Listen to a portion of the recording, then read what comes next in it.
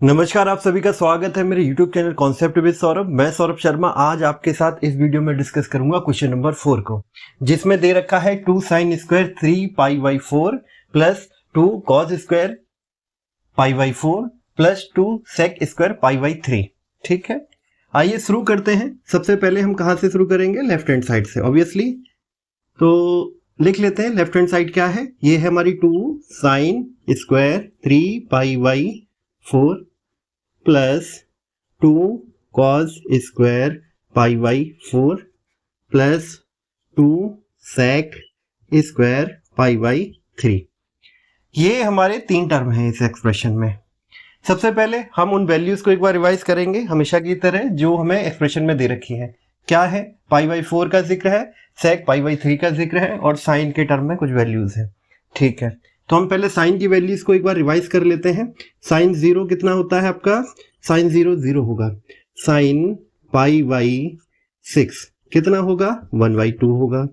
Sine pi by 4 कितना होगा? 1 by root 2 होगा।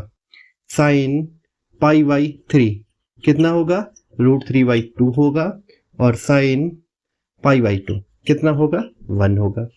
ठीक है, अच्छा इस एक्सप्रेशन में हमें कौन सी वैल्यू की जरूरत होगी वो अभी हम देखेंगे। इसी तरीके से हम cos की वैल्यू को डिफाइन कर लेते हैं। cos क्या होगा? cos 0 पे हमारा होता है 1, cos पाई बाई 6 पे होगा root 3 by 2, cos pi by 4 होगा आपका 1 अपॉन रूट 2 और cos पाई बाई 3 होगा 1 बाई 2, cos पाई बाई 2 होगा आपका 0। ये हमने साइन और cos की वैल्यूज को यहां हमने रिवाइज कर लिया।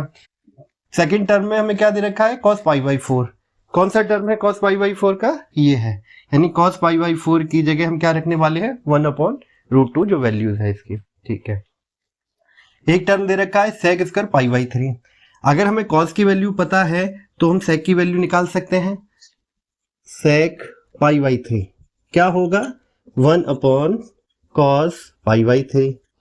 cos पाई बाई 3 की वैल्यू कौन सी है? cos पाई बाई 3 की वैल्यू है हमारी ये। ठीक है, तो हमारी sec की वैल्यू क्या हो गई?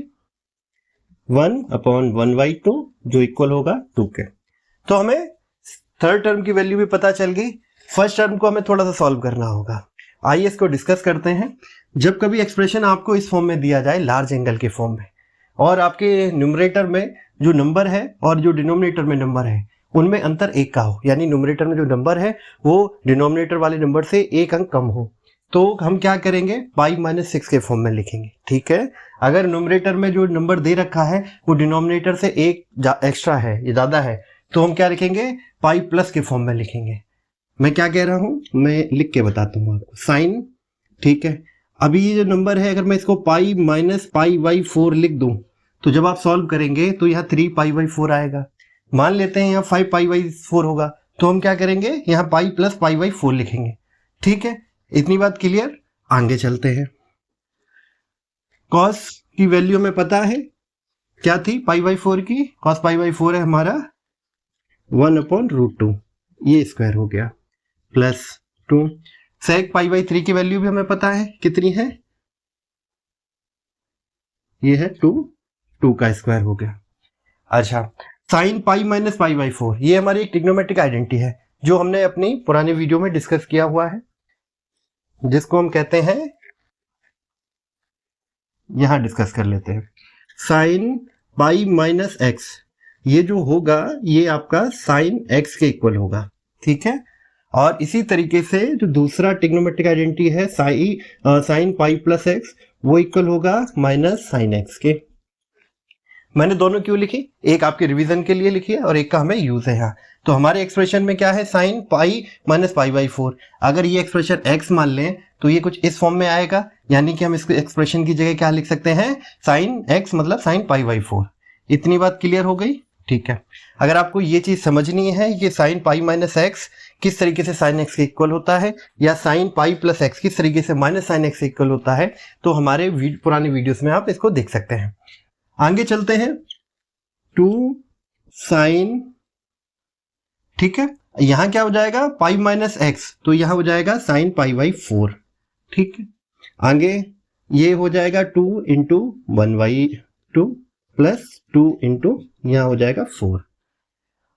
आगे बात करते हैं कि साइन π/4 वैल्यू कितनी है साइन π/4 की। ये वैल्यू हमारी है इतनी। यहां हमने एक चीज मिस की जो कि स्क्वायर थी। ठीक है, आगे सॉल्व करते हैं तो यहां हम रख देंगे 1/√2 और ये है स्क्वायर। यहां ये जो टर्म है ये हमारा न्यूट्रलाइज हो जाता है, तो यहाँ कितना रह जाएगा, यहाँ हमारा रह जाएगा 1। ये 4 इंटू 2 कितना होगा, 8 होगा। इसको दोबारा सॉल्व कर लेते हैं। ये भी आपका 2 1/2 प्लस 9। मैं स्टेप बाय स्टेप कर रहा हूं जिससे आपको डाउट ना हो। ठीक है, तो ये कितना हो गया, ये हो गया 1 प्लस 9 जो कि इक्वल होगा 10 के। यही हमारा आंसर है। तो इस क्वेश्चन को सॉल्व करने के लिए हमें किसकी जरूरत पड़ी, हमें साइन कॉस की वैल्यू को समझने की जरूरत पड़ी। अगर आपको याद है पुराने पहले से तो आप इस चार्ट को छोड़ सकते हैं, डायरेक्टली सॉल्व कीजिएगा। ठीक है, दूसरा हमें ट्रिग्नोमेट्रिक आइडेंटिटी की जरूरत पड़ी जो कि ये है। तीसरी चीज हमें लार्ज एंगल को स्मॉल एंगल में कन्वर्ट करने की आवश्यकता पड़ी।